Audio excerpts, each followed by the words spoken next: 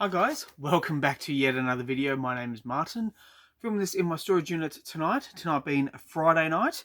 I received some books back at home earlier today. 24 books. They're all bagged and boarded, so that's why there seems to be a lot. I partook in partook, is that a word? Partook? I I was involved in an auction, and I've been doing some run filling this year, and just accumulating a whole lot of comic books. And one of the guys who I buy from said to me, do you want this stuff posted out, because we can post it out? And I said, yeah, let's go. Let's have it sent out. So what I've done is I've put them into alphabetical order, but I'm starting from the end of the alphabet. I'm going to work my way up to the A's. And the first one I want to show off is this. This is Weird War Tales issue 82.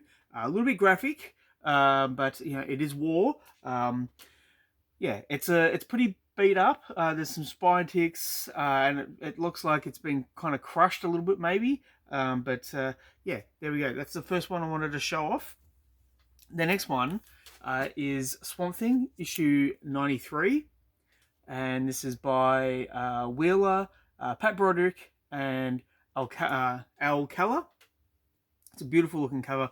And the funny thing with Swamp Thing is that I can almost pick the issues I don't have based on the covers. So there was this one, and then there was issue 97.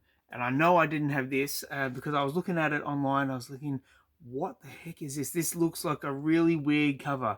Again, with Wheeler and Pat Broderick and Akala. But yeah, issue 97 from July of 1990. I just love this this gate, this face gate. Next up is Superman issue 82 from September of 1988, and this is by John Byrne. A bit of an iconic cover in my mind. I'm a big Supergirl fan, but I step in and out of collecting Supergirl. But I saw this cover and I thought, I've got to get it. It's John Byrne, it's Superman, it's Supergirl. How can it not be fun? Yeah, it just looks great. So there was that issue 21, and then Superman issue 698 from 2010, and we have Superman and Mon-El here. Yeah, I'm looking forward to reading this. This might go on the top of my pile. Next up is Superman Annual 5 from, let's see, 1993. Part of the Bloodline storyline. And this Bloodlines crossover for all the annuals was kind of forgettable, except for like two instances. We had Anima, we had Hitman, and there was a few others. But yeah, kind of forgettable. But this is a really striking cover. I just wish I knew who did the cover. I don't know. I haven't Googled it, so I'll put it for you guys down below. Please let me know. Now, I know my twin brother, he watches my videos, and he's a big fan of the Superman Blue era. So, man, this is the Superman Secrets and Origins with this fantastic Superman Blue cover. It's blue on black. It pops. It really pops. Yeah. So next time you're over, I'll have this back at the house. Yeah. Ask to have a look, and I'll show it to you. Next up is Shazam #1 by Jeff Johns and Dale Eaglesham. So there's issue 1, and then I got issue 6. Now this wasn't a series I picked up until very late in the run. I've got issue 9, and I think it finished with issue 15. So now I have 2 more issues, and yeah, I think this is something that I'm going to have to track down, because yeah, I missed out on a little bit of fun, it seems. Next up is I'll put it like this. This is the Sins of Youth special with The Secret and Deadman, and I bought this purely for the Mike Waringa drawing of, well, not Deadman, but Dead Boy. It's Dead Boy. And I'm a huge fan of Mike Waringa. I love his art style. So yeah, this was an instant buy for me. As soon as it came up, I paid a whopping $2 for it. So I got an absolute steal. Now I'm going to kind of burn through these ones. I'll put them like that. I got I bought Robin issue 102, and then issue 103. Let's have a look. Yeah, issue 3, 103, and then issue 104 with spoiler, and then issue 165, and then Robin 181. There's no Wolverine or Hulk in this. This is Robin issue 181 with Anarchy. And lastly, I got issue 182.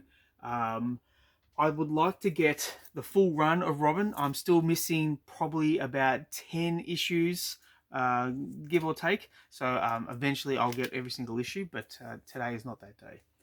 Next up, we have the New Warriors Wizard promo. This is issue 0. I don't know if this was to promote the book after the first issue had come out, or if this was just something to promote the book before it came out. But even still, I do have a few issues of this series. Excuse me. Yeah, I do have a few issues of this series, and it's a little bit wordy, but the artwork was nice, the concept was fun, and yeah, I have a few issues of this. So now I have the issue 0.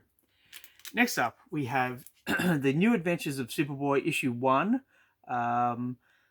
Yeah, I don't know what to say about this. I just I did get sniped out of this, actually, and thankfully the auctioneer had 2 copies, so he knew that I got sniped, and he reached out and he said, I have another copy for the same price, do you want it?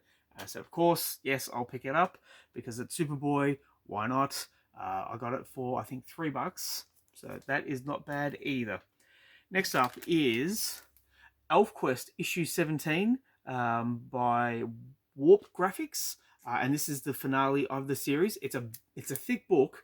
ElfQuest is something that I didn't think I'd ever really be into, but I mean, I've got the first issue, I've got a whole lot of the Marvel stuff, and I'm kind of finding this out afterwards. And I wouldn't say I'm getting into it, but it's just something that when I find it for a good price, I say, yep, why not? I mean, look, it's nice artwork. And yeah, it is what it is. Next up is the DC League of Super Pets Free Comic Book Day. And I remember when this movie came out, I took my sons to see it. They were still at an age when cartoon movies were, you know, their thing, and they knew that I was a big comic book fan. I really enjoyed this movie. I thought it was so silly, so much fun, and the version of Aquaman, look, I'm going to crack it out because I had to open this up straight away. The version of Aquaman in this movie was so cool. He was kind of like a Hawaiian bro dude version of Aquaman. I'm just going to see if I can find a good picture of him. So sorry about this, you just see my big fat head as I look, and eventually I'll find it. But what's the bet? I won't find it. Nope. I have to go back. Sorry about this. Where the heck is he? I did see him earlier today. Okay. There we go. After all that, there he is right there. I thought this was a really cool iteration of Aquaman with the harpoon. He was criminally underused in the movie because, yeah, for me, it was a big highlight of the movie. So after all that, after waiting for me to show, I hope you like that little snippet of Aquaman in there. Next up, we have Conan issue 33. This is from Dark Horse, and I'm going to take it out of the sleeve because you need a little bit more, not so much glare, but yeah, Conan has just thrown the sword back like kind of, I don't know how he's done it, but this guy here is split into like a Looney Tunes character. It's just whoop, completely in two. And I bought the first maybe 2 years of Conan from Dark Horse. This is when Kurt Busiek and Cary Nord were the creative team. and I thought it was great. I thought it was very well written. It was beautiful, but I dropped out after a few years.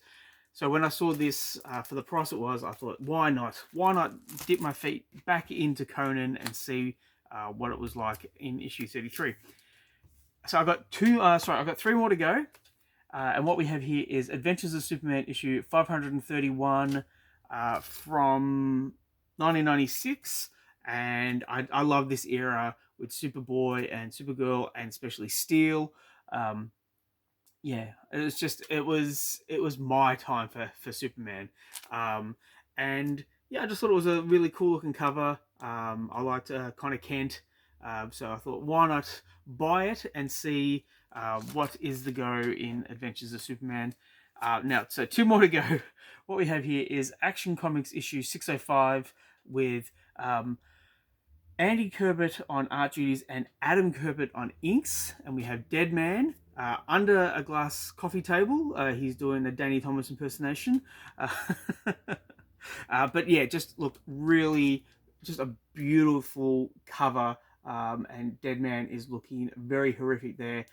I love the amount of detail, but I love the amount of non-detail. It's just, look, the Kuberts, Joe, Andy, Adam, you know, I'll take them every day of the week. Just they're up there in terms of artists for me. So when I saw this, I snapped it up, not just for the Danny Thomas joke, but because of the cover and because of Deadman. But the final issue, and it's not a huge key, so I apologize for the people who like to wait for the keys, but this is the final issue for this video. This is Action Comics issue 559, and I don't know what to say about it. It's a weird looking cover. I don't know anything about what's going on in the story. I don't know why there's this giant hand that has gripped Superman. I don't know who this girl is here, but that's the beauty of comic books. When you see a comic on the shelf and the cover entices you, you buy that thing, you take it home, you read it, and you throw the coin up, you know, and is it going to land on, did you enjoy it, or is it going to land on, no, I didn't enjoy it? That is the fun of reading these comics. Well, it is for me. So I will eventually read this book, and fingers crossed I enjoy it, but we'll see. I hope you enjoyed the video. Please let me know what you think in the comments down below. Please like and subscribe if you wish to. I'd really appreciate it. Thanks again. I'll catch you guys at the next one.